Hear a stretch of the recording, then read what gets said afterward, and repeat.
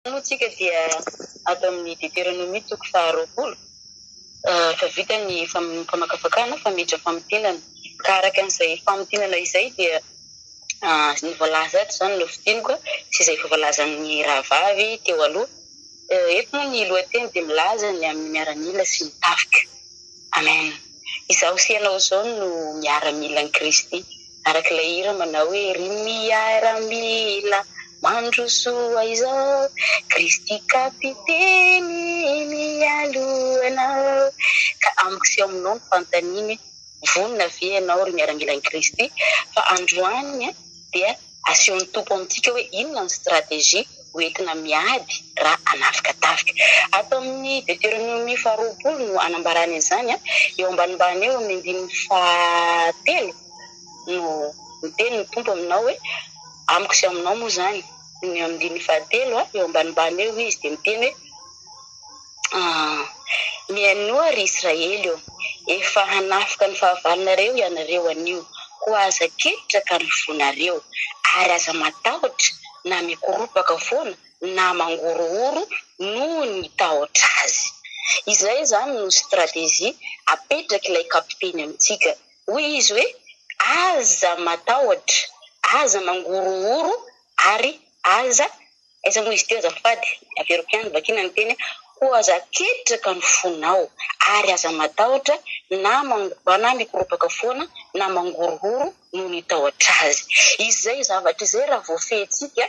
dia voadominina ho azy ny fahavalo fa raha sanatrika hoe tsy voafehintsika izay dia itsika ilay miaramila latsaka fiadina am-pelatanana satria mangorohoro loatra dia latsaka hatramin'ny fiadinana am-pelatanana ka eto zany mampilaza amintsika ny tenin'Andriamanitra hoe aza mangorohoro ary aza matahotra satria tamin'ny andro izay nanolorana ho tena naraisana ny Jesosy Kristy ho tompo sy mpamonjy dia nidéclaré guerre tamin'ny Satana ianao na tianao na tsy tianao satria izy dia tsy hanaiko resy moramora fotsiny fa itsika kosa efa mpandrisy avy hatrany satria raha nanolo tena isika dia tsy conversation hoe inika ilay izy fa namaly koa Andriamanitra. Tsika zany nanolo tena hoe nandray ny Jesosy Kristy ho tompo sy mpamonjy dia tamin'izay koa Andriamanitra nanao ny engagement nanay koa izy fa hiaro antsika amin'ny zavatra tsy mety hatrehantsika. Tahaka ny hitantsika tamin'ny bokin'ny tantara faharoa any amin'ny andininy faharoa amby telopolo any rehefa nampiorooro ny zanak'Israely tao Jerosalema ny mpanjakany Asiria hoe andeha hanafika an'izy ireo zany ary tena hoe niteny ratsy ny Andriamanitra ny Israely mihitsy fa iza ny Andriamanitra anareo no afaka anareo am-pelatanako tsy aleanareo ve manaiky ho baboiko moramora fotsiny fa tamin'izay indrindra tsy nanaiky Ezekia mpanjakany Joda fa namorony olona izy ka nampaherin'ny olona dia niteny izy hoe aza matahotra azy ozy izy fa izay miaraka amintsika dia lehibe lavitra noho izay miaraka aminy fa miaraka aminy ozy izy dia nofo fa miaraka amintsika kosa dia Jehovah Andriamanitra ka mampahery olona ankehitriny tsy haiko hoe inona ny ady atrehanao amin'ny fiainanao tsy haiko hoe ady ara-panahy ve sa ady amin'ny hoe tsy vesina na hoe inona satria araka ilay voalaza teo hoe ny fahavalontsika dia tsy hanaiky moramora fotsiny fa itsika kosa dia efa mpandresy avy hatrany ka hoy ny tenin'ny soratra masina aminao androany aza matahotra azy fa miaraka aminao lehibe lavitra noho ny amin'izany araka ny teniny izay nitenenin'i Jehovah tamin'ny mpanjakany Ezekia ihany no avery teto androany aza matahotra azy fa izy mandeha araka ny nofo fa ianao kosa mandeha amin'ny Jehovah Andriamanitra. Ka hitantsika tsara araka izay moa miaramila Andriamanitra atsika izay dia tsy maintsy ho fanina isika fa tsy voatonga ianao vao nanolo tena tonga dia alefa na dia go fa tsy maintsy ho fanina Andriamanitra ary ampahafantarina ny stratégie ary izay indrindra no anaovantsika n'izao fivoriana izao fiarahana mamaky baiboly izao ho fanana ny miaramila. Misy mantsy ny miaramila miengagé izy dia avy eo izy manabe kibo matoritory fotsiny zany hoe tsy ampy entraînement izy ka vao raikitra miady tonga dia izy no mitsoaka voalohany na koa izy no milavo lefina voalohany satria tsy ampy entraînement ka izaho sy ianao zany ilay miaramila mahavitrivitrika ka miady manofana foana antsika tsy mitaraina tana miepaka fa lasa foana miofana satria ny adversaire antsika koa tsy mandrimandry dia izay mihitsy no anofanan'Andriamanitra antsika amin'ny alalan'ny teniny ihany anefany. Hitantsika any amin'ny Efesiana toko fahaenina any dia maro ny fitaovam-pianarana fiadiana izay nasian'Andriamanitra ny tafiana. Fa hoy izy hoe tsy miady amin'ny fahavalo hita maso atsika fa ny fanahy eny amin'ny habakabaka. Ka anatin'izay dia hoy Andriamanitra tafio avokoa ny fiadian'Andriamanitra. Amin'ny maha-miaramila antsika izany dia mila mitafy fiadiana antsika fa tsy amin'ny herintsika fotsiny tsotro izao no hitintsika manafika fa mila mitafy ilay fiadian'Andriamanitra. Ina avokoa ilay fiadian'Andriamanitra? Hoy izy hoe tafio ny fahamarinana. Eo fehikibo zany ny fahamarinana tafian'ny kristiana voalohany izay afatory amin'ny valahanao ny fahamarinana. Ao anatin'izay ihany koa fiarovan-tratra ny rariny.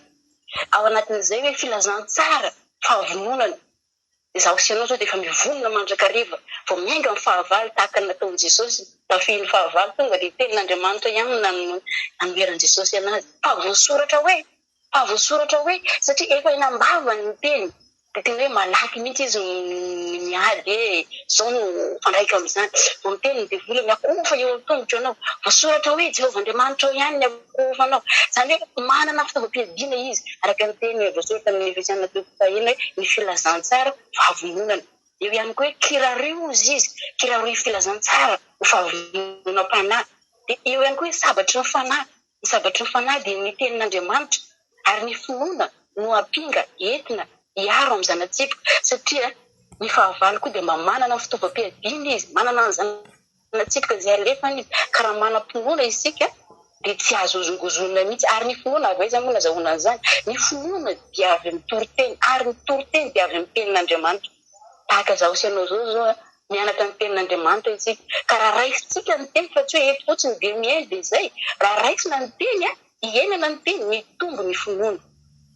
Raha mitombo ny finoantsika dia mandositra ho azy ny fahavalo. Hoy Petera manao hoe toery ny fahavalo dia andositra anareo izy. Izany hoe tsika izany mila volona mandrakariva vao mahitanao fotsiny ny fahavalo hoe io ianao fa volona tsy mangovongovitra fa mijoso tsara voadominina anao izy mandositra ho azy izy. Fa raha vao ianao mangovongovitra eo anoloany ianao indray ny andihizany. Ka izay mihitsy mahazanak'Andriamanitra antsika araka ny teny averiko ihany ilay teny izay natenen'Andriamanitra tany amin'ny Ezekia hoe aza matahotra azy fa izay miaraka aminao dia lehibe lavitra noho izany. Mbola noteneniny koa izany tany amin'ny Elisa ilay mpaminany. Raha vao nangorohorony ny zatovo hoe ahoana tirikako fa io tonga mpanafika antsika. Ny mpanjaka ny Siria izany raha vao hitany hoe izay stratégie petrany rehetra hanafika ny Israely dia tonga dia teneniny Elisa any mpanjaka hoe izao indray no tetikadiny mpanjaka ny Siriana hanafika anao. Dia farany teny izy angamba mety misy iraky ny Israely mihitsy tsy atao tsikato manambara ny misy ny espion ny Israely mihitsy dia teny moa ny mpanompony hoe tsy izany fa ilay mpaminany atao hoe Elisa ny zavatra teneninao mangingina dia eny avokoa. Ka izay mihitsy sika rehefa miaraka amin'Andriamanitra, Andriamanitra ihany no miteny ny hoe inona indray no zavatra nafiany fahavalonao dia efa vonona izany ianao. Tenenin'Andriamanitra mangingina aminao hoe mitandreny ianao fa misy ohatr'izao no anatrika anao kanefa aza matahotra efa miaro anao.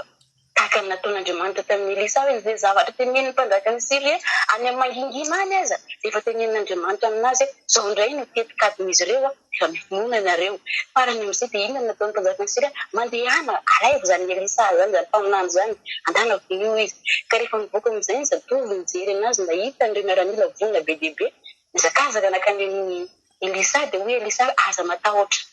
matahotra fa miaraka amintsika lehibe lavitra noho izany. Rehefa nivavaka amin'izay izy mba hoe ampiratra masina ilay zatovo dia indreo fa hita fa misy miaramila manodidina any Elisa. Ka toy izay koa izaho sy ianao amin'izao ora sy fotoana izao raha mihiratra masitsika dia hitantsika fa ireo ny anjelin'ny tompo efa mitombo manodidina antsika satria dia voalaza ny boky ny Salamo any ny anjelin'Andriamanitra mitombo amin'izay manatahotra azy ary mamonjy azy. Ka izaho sy ianao izay manao sitrapon'Andriamanitra efa mitombo manodidina antsika ny anjelin'Andriamanitra. Ianao mba mieritreritra hoe milamindamina ianao dia verinao fa nonona satria izaho manao marina satria izaho zao dia izay mahatonga anahy hoe tsy misy tsy mandeha ny fiainako. Ny anjelin'Andriamanitra efa miady amin'ny fahavalonao izay mitady anafitafika anao. Titady anao an'izao vao mivoaka ny trano anao dia efa pare ny anjelinao miambina anao. Iny ianao ohatra hoe tsika misy fantsika izany tokony vohitsika dia efa alany anjelinao miambina anao malaky zaraka ny teny vakina teo ny voasoratra ny boky ny Salamo any ny anjelin'Andriamanitra mitomby amin'izay manatahotra azy ary mamonjy azy. ka miteny amin'ny mampahery anao hoe mitenin'Andriamanitra hoe aza matahotra azy na inona sy ady etrenao ary aza mitsoakady fa ny miaramilan'Andriamanitra tsy mba mitsoakady zany miroso tsany isika na iny fidona na iny kiandro zay mitenin'Andriamanitra zay ihany no sabatra metitsika nafika an'izany fa tsika tsy naman'izay miemotra ho any amin'ny fahaverezana fa naman'izay mandroso ho any amin'ny fiainana mandrakizay ka izay indrindra no ampirisina antsika foana hoe tandremo aza ketraketraka raha piketriketrainy ilaina nareo koa dia tsy tsisy atao zao mpianarana baiboly zao foana ie fa raha tsy manana an'izay ianao dia ho resy anady ianary ny tenin'Andriamanitra vakeo baiboly mahazo to mivavaka fa izany ao koa nataony Ezekia sy Isaia rehefa tena hoe hanafika ny mpanjakany Siriana mivavaka izy ireo dia inona zavatra niseho ny anjelin'Andriamanitra mihitsy no nandeha namono ny mpanjakany Siriana dia lasa nody ny mpanjakany Siriana menatra tonga tany an-trany amin'izay niditra tao amin'ny Andriamanitra dia ny zanany ihany no namono anazy atsika amin'izany mivoaka mpandresy isika rehefa maharitra mivavaka fa tsy amin'ny hery na mitanjaka ho ny tenin'Andriamanitra fa amin'ny fanahiny ihany izay ihany no itsika miady mamitra ny fahavalo tsika mantsy matetika rehefa metimety ny atao dia itsova vondelana ny fahasoavan'Andriamanitra ka rehefa resy tojo aby io amin'izay fa mitolevika dia mandeha atsy mandeha roa mitady solution amin'ny herintsika samy irery ihany fa adinontsika hoe Andriamanitra ngefa namety ny fitokisany dia aza matahotra fa zany niadinao dia lasa telefonatsy aiza misy pista inona no tokony atao fa tena misy problema be rehefa ketraketraka avy any zay vao mahatsiaro Andriamanitra marina ka iny no solution farany dia ozy tompo ay verina eto amiko ihany ohatr'izay mihitsy ny problemantsika kristianina fa rehefa iny metimety ny atao dia mahatsiaro ay tsy raha mivelana ny fahasoavan'Andriamanitra fa miady atrehanao dia Andriamanitra mampandalo an'io mba hisedrana hoe tena mipetraka marina ve itsika satria araka ilay voalaza teo rehefa vita fanekena tamin'Andriamanitra itsika dia izy no miaro antsika araka ny teny izay voalaza ny boky Agai ihany Agai faharoa dimy fadimy dia ny tenin'Andriamanitra noho ny fanekena izay nataoko taminareo izy noho izao nitondra nareo nivoaka avy tany Ezipta dia aza matahotra fa ny fanahiko dia mbola mitoetra eo aminareo ihany haleloia mino fa mampahery anao zany teny zany ho anao izay miatrika dia kehitriny ny fanahin'Andriamanitra dia mbola eto ary izy no ampianatra ny teny eto androany ary izy no mampahery antsika eto tamin'izany fotoana ny fanahin'Andriamanitra mbola tsy mipetraka amin'ny olombelona fa mbola hoe olona vitsivitsy ihany ny toerana fa amin'izao kosa raha vao nanay ianao hoe nanaiky amin'ny tompo sy mpamonjy ianao dia ny fanahin'Andriamanitra tonga dia tonga aminao avy hatrany tamin'ny fotoana iny naminao tena iny dia ny fanahin'Andriamanitra mipetraka ao anatinao fa arakaraka ny fahaizanao mihaino ny feony sy mandeha araka ny sitrapony no mahatanteraka izay tiakony atao ianao zany toko hoe mamono ny momba ny tenanao mihitsy ianao hitantsika ny tenin'Andriamanitra ambanimbany eo izy dia miteny raha misy ozy izy olona vao nanamboatra trano dia dana aloha izy mandeha miverina raha misy ihany koa vao namboly oliva ndana miverina raha misy vao napaka bady na hoe vita fiancé mandana miverina raha misy matahotra mandana miverina satria nahoana ny manara-dian'ny tompo dia mila olona vonona izany ny hoe mandany tenany ka mitondra ny azo fijalian'ny tompo fa raha toteneny rahavavy zay namakafaka teo aloha hoe raha mbola mieritreritra zavatra hafa ianao nefa ny anara-dian'ny tompo mbola mizarazara ny sainanao dia ho resy anady ianao satria tsy concentré amin'ny ady atrehanao ka izay mihitsy mahatonga n'Andriamanitra miteny mila olona mandany tenany tsy mieritreritra ninona ntsony ianao fa mila vonona ianao satria nozany ady zany ndraika olona mafi manao viveriny ainy no miroso anady ka izay mahatonga an' Jesosy miteny manao hoe raha misy te hanaraka ahy aoka izy andany tenany ka hitondra ny azo fijaliana satria miady dia na ianao resy na ianao mandresy ka zay manafika ihany no maharesy zay mahatonga voalohany ihany no maharesy ady ny fanarahantsika dian'ny tompo kaza misy ketraka kaza misy kifa maherezatrany izay ngamba no fampinana azoko nampinana ny toerana metoko faharoapolo kely mino fa niteny tamintsika ny tompo ary nampahery anao izay mandalo fisedrana amin'izao ora sy fotoana izao fa hoy ny tompo hoe aza matahotra azy fa ilay miaraka aminao dia lehibe lavitra noho izany ady atrehanao izany